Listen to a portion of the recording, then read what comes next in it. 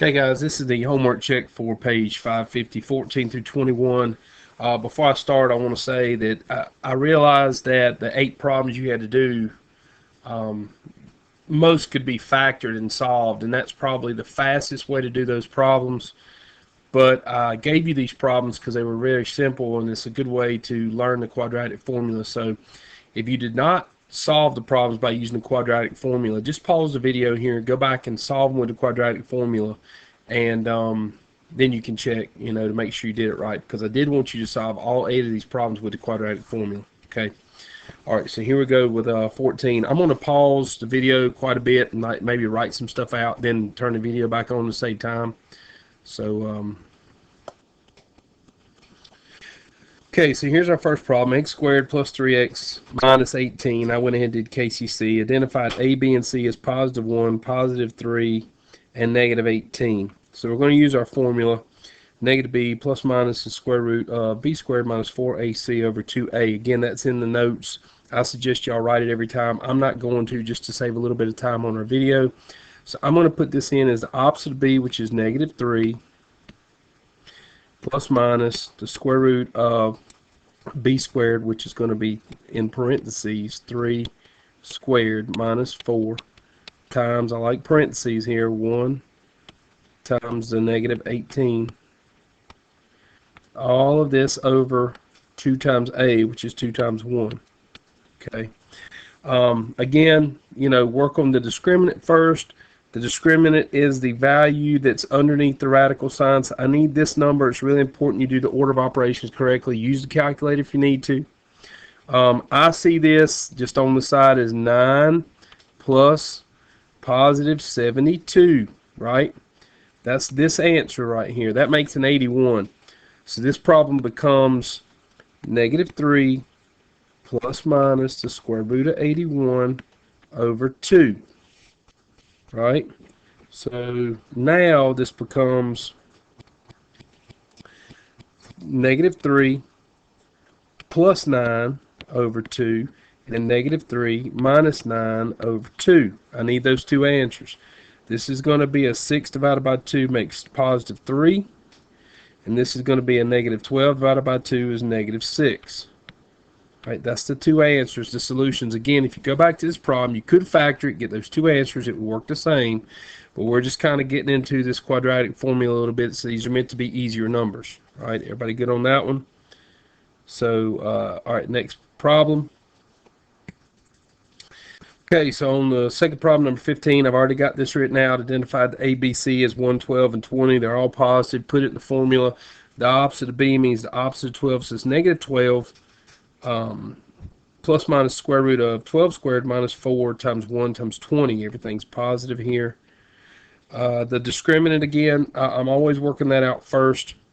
So I'll get the answer to what's in this red circle first. That's going to be 144. Minus 80, which is going to be 64. That's a positive value, so I know I'm going to get two solutions here. Let's switch back over to black. I got negative 12 plus minus the square root of 64 over 2, right? Now, doing our square root, we know the square root of 64 is 8. Let's break this into two problems now. So negative 12 plus 8 over 2, negative 12 minus 8 over 2. Do the math on these two. First one's negative 4 over 2, which is negative 2. The second one's negative 20 over 2, which is negative 10. The answers on 15 should be negative 2, negative 10. All right, next problem.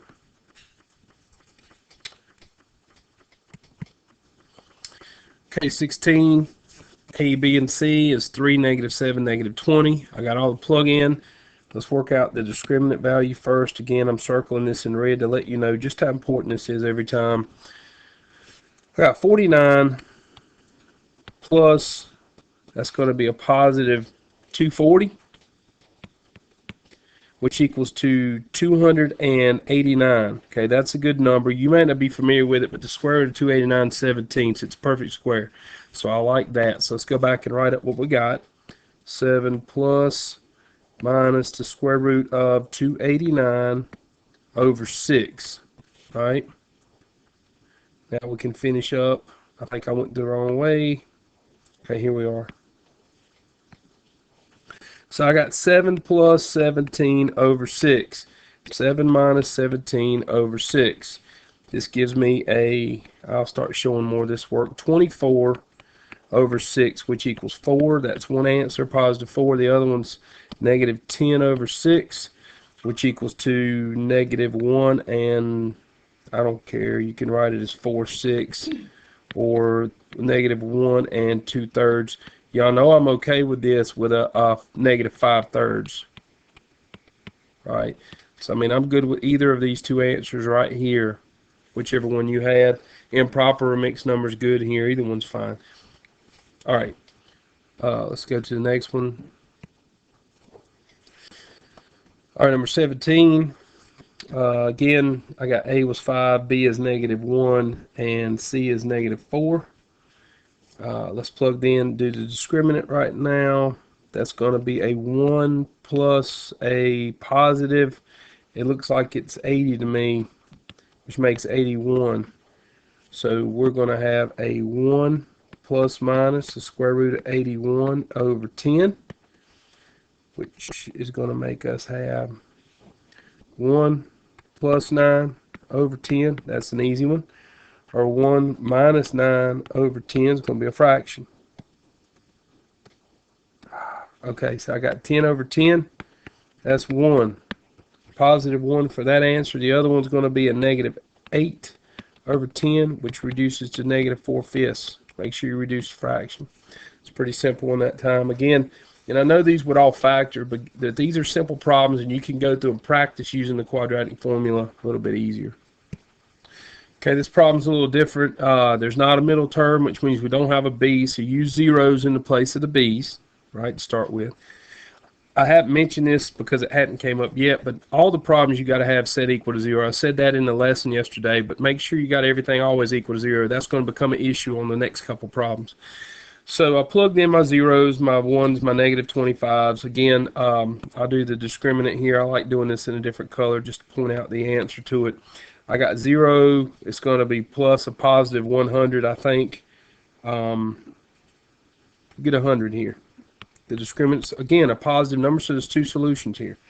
So we're going to have this is what it looks like, 0 plus minus the square root of 100 over 2, which is going to split into our two little problems, right? That plus minus always gives us two problems. 0 plus 10 over 2, 0 minus 10 over 2, which looks like 10 over 2, which looks like 5, which this one is going to be negative 10 divided by 2, so negative 10 over 2, that's a bad 10, sorry, is a negative 5. So the two numbers here are a 5 and negative 5, right? All right, 19. 19 is interesting. I don't know if you had trouble with it or not, but I'm going to run through this. A is 1, B is 0, C is 25. By the way, there's no negative B when B is 0. There's no opposite of 0. I mean, 0 is just 0. So you notice I'm not putting a negative sign out here or anything. It's just 0.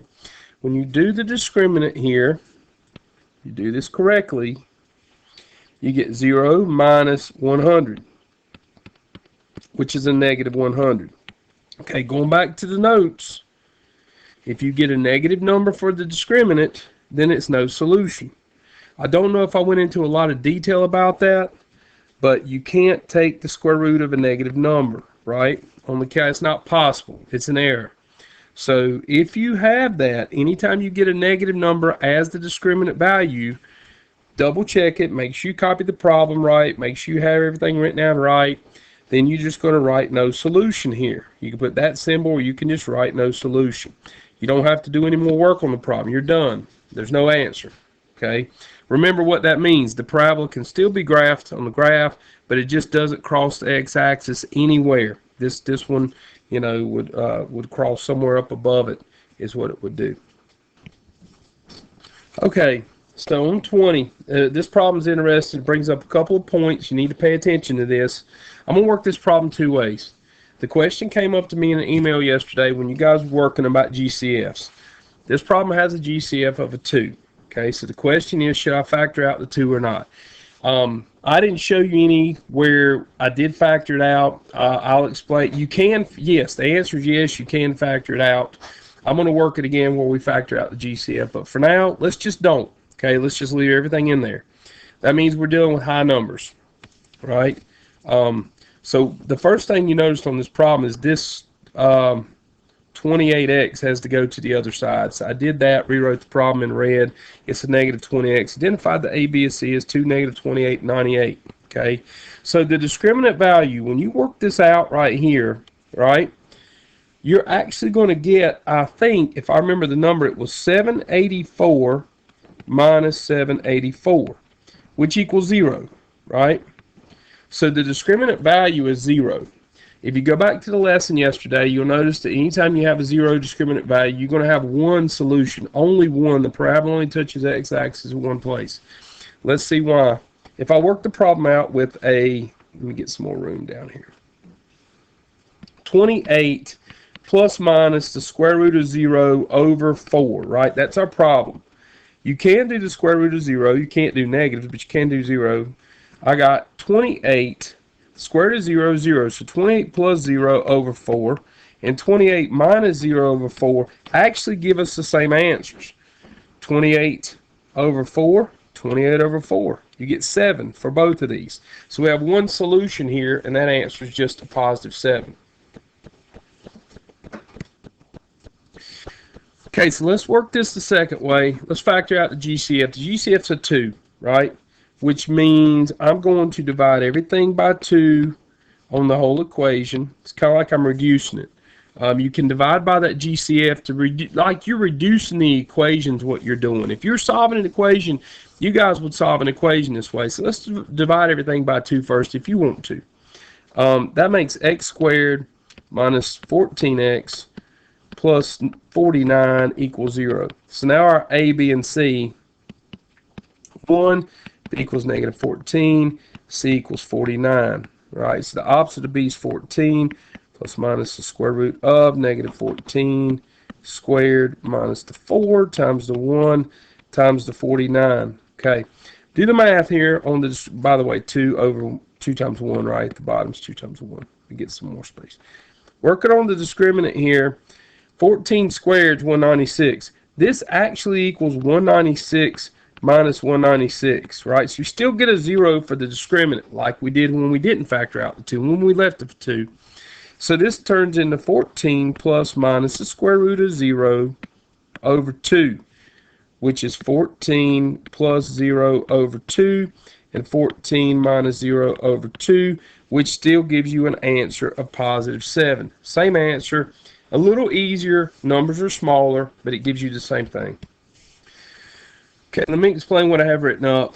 Original problem had a 40s on the right side. I had to move it over since negative 40s. Did that first.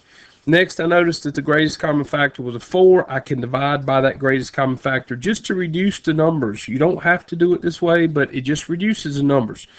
I'm going to use A equals a 1, B equals a, I don't know what just happened. You know, we've talked about this before. Okay. Sorry. A equals 1, B equals negative 10, and C equals 25. Let's plug that in. Opposite of B is a 10, plus minus the square root of B squared is negative 10 squared, minus the 4 times the A times the C, right? 21, yeah, that's what's happening here. Over 2 times 1. So it looks like our discriminant value up here, again, I'll do this in red. This equals to 100 minus 100, which equals 0. So we know we're looking for one answer, right? This is going to be a 10 plus minus the square root of 0 over 2, which will give me 10 plus 0 over 2, which is 5, and 10 minus 0 over 2, which is also 5, right? So we get the same answer here. One answer, one solution, 5. All right, I hope this clears up some of the problems you may have had yesterday. The first 8 problems are easier. They're easier problems because you could have factored them. You get rational number answers. Tomorrow, we'll be working with a lot of decimals. You definitely have to have your calculators out. We'll be getting irrational answers. The problems that we have tomorrow cannot be factored. You have no choice but to solve it with the quadratic formula. So look for the problems to be a little tougher. We'll continue practicing, and hopefully y'all understand any of the mistakes that you might have made. Okay, make sure you correct everything. Go back and look at this if you have questions, and have everything perfect on your paper.